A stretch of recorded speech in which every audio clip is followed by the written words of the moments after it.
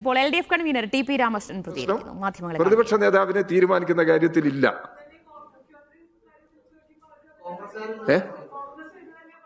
എന്തെന്ന് അല്ല, ആയിക്കോട്ടെ, ഓരിപ്പോ സമയമാകുമ്പോ തീരുമാനിച്ചാൽ മതി. ഞാൻ കാര്യം പറയണ്ടല്ലോ, പറഞ്ഞില്ലല്ലോ. അങ്ങനെ വേണോ? ഇല്ല, അങ്ങനെ ഞാൻ പറഞ്ഞിട്ടില്ല. പറയാത്ത കാര്യം നിങ്ങൾ വ്യാഖ്യാനിച്ചിട്ട് പറയിപ്പിക്കല്ല. അല്ല, ഞാൻ അങ്ങനെ പറഞ്ഞിട്ടേ ഇല്ല. ഇടതുപക്ഷ ജനാധിപത്യ മുന്നണി തീരുമാനിച്ചു പറയും ആരാണ് പ്രതിപക്ഷ നേതാവ്. CPM ആണ് അത് തീരുമാനിക്കേണ്ടത്. CPM അത് തീരുമാനിച്ചു പറയും. അത്രേ കാര്യമുള്ള അതിന്റെ കാര്യത്തിൽ. അത് എപ്പോ പറയും, ഏത് സമയം പറയും എന്നുള്ളതിനെ പറ്റി ഞാനൊന്നും പറയുന്നില്ല.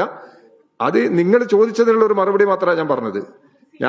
ഇവിടെ മുഖ്യമന്ത്രിയുടെ തീരുമാനം വന്നിട്ടില്ലല്ലോ, വരാതെ അത് വരട്ടെ, വന്നതിന് ശേഷം മതിയല്ലോ പ്രതിപക്ഷ നേതാവ്.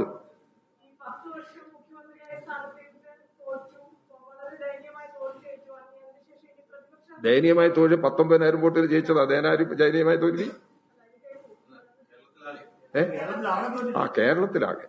അല്ല, മുഖ്യമന്ത്രിയുടെ കാര്യം പറഞ്ഞുകൊണ്ട് പറഞ്ഞാണ്.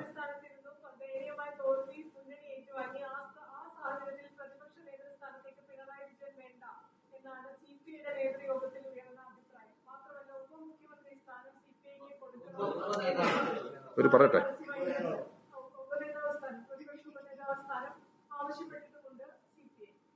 CPI ആവശ്യപ്പെട്ടിട്ടുണ്ടെങ്കിൽ അവരോട് അന്വേഷിച്ചാൽ മതി.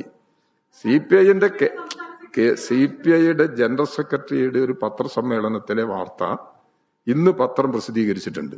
ഞാനത് ജനയുഗം പത്രത്തിൽ വന്ന വാർത്ത പൂർണ്ണമായിട്ട് ഞാൻ വായിച്ചിട്ടുണ്ട്.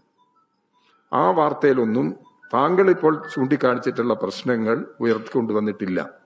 പ്രതിപക്ഷ നേതാവിന്റെയും ഉപനേതാവിന്റെയും ഒക്കെ പ്രശ്നം കേരളത്തിൽ ചർച്ച ചെയ്ത് തീരുമാനിക്കും എന്നാണ് അവർ പറഞ്ഞിരിക്കുന്നത്. CPIക്ക് അങ്ങനെ ഒരു ഡിമാൻഡ് ഉണ്ടോ ഇല്ലയോ എന്നുള്ളത് എനിക്കറിയില്ല. CPIയുടെ ജനറൽ സെക്രട്ടറി പത്രസമ്മേളനത്തിൽ പറഞ്ഞിട്ടുള്ള ഒരു വിവരമാണ്. അവിടെ അഖിലേന്ത്യാ പാർട്ടി നേതൃത്വം സംസാരിച്ചതിന് ശേഷം പറഞ്ഞിട്ടുള്ള ഒരു കാര്യമാണ് നമ്മുടെ മുമ്പിലുള്ളത്. ഞങ്ങളത് ഇപ്പം ഇടതുപക്ഷ ജനാധിപത്യ മുന്നണിക്കകത്ത് ഈ വിഷയങ്ങൾ ചർച്ച ചെയ്തിട്ടില്ല. സാധാരണ കീഴ്വഴക്കമനുസരിച്ച് CPIM തീരുമാനിക്കേണ്ടതാണ് ആരാണ് പ്രതിപക്ഷ നേതാവ്. അത് ഇവിടുത്തെ CPI നേതൃത്വവും അത് വ്യക്തമാക്കിയിട്ടുണ്ട്. അത് CPIM ആണ് തീരുമാനിക്കേണ്ടത്. പിണറായി വിജയൻ ഇങ്ങനെ പ്രതിപക്ഷ നേതാവ് ആവാൻ പാടില്ല എന്ന നിലപാട് CPI എടുത്തതായിട്ട് എനിക്കറിയില്ല. അങ്ങനെ എടുത്തതായിട്ടുള്ള ഒരു വിവരവും നമ്മുടെ മുമ്പിൽ വന്നിട്ടില്ല. അതാണ് ഇതിന്റെ കാര്യം. ഉപനേതാവ് എന്നുള്ളത് അവരുടെ അഭിപ്രായം പറഞ്ഞു, അത്രേ കാര്യമുള്ളൂ. അങ്ങനെ എടുത്താൽ മതി. അത് അവര് പറയാലോ, ഒരു പാർട്ടി എന്നുള്ള എനിക്ക് പറയാലോ. അതെങ്ങനെ എടുത്താൽ മതി, അത് തീരുമാനമല്ലല്ലോ.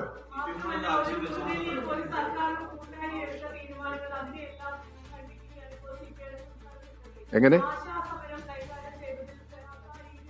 നിങ്ങൾ ദയവ് ചെയ്തിട്ട് CPI വിശദീകരിക്കേണ്ടുന്ന പ്രശ്നം എന്നോട് ചോദിക്കല്ല.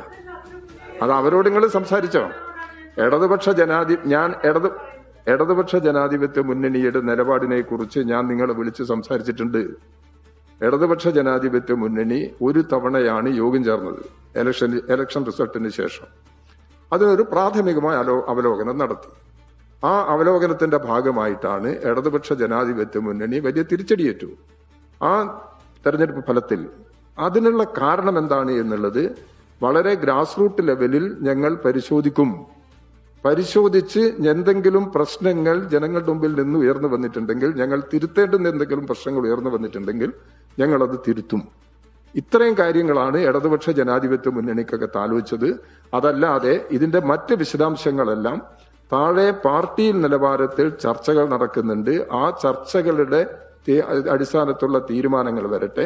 അതിന്റെ അടിസ്ഥാനത്തിൽ ഇടതുപക്ഷ ജനാധിപത്യ മുന്നണി ജൂൺ അവസാനം യോഗം ചേർന്ന് ഇതിന്റെ മറ്റ് തുടർ നിലപാടുകളെ സംബന്ധിച്ചിടത്തോളം തീരുമാനമെടുക്കും. ഇതാണ് ഇടതുപക്ഷ ജനാധിപത്യ മുന്നണിയിൽ തീരുമാനിച്ചിട്ടുള്ളത്. അതാണ് ഞാൻ നിങ്ങളോട് പറഞ്ഞിട്ടുള്ളത്. അതാണ് ഇപ്പോഴും പറയാനുള്ളൂ. ഇനി അതിന്റെ പുറത്ത് CPI എടുത്ത തീരുമാനത്തെക്കുറിച്ചോ CPIയുടെ നിലപാടല്ലേ, അത് അവര് വിശദീകരിച്ചോട്ടെ.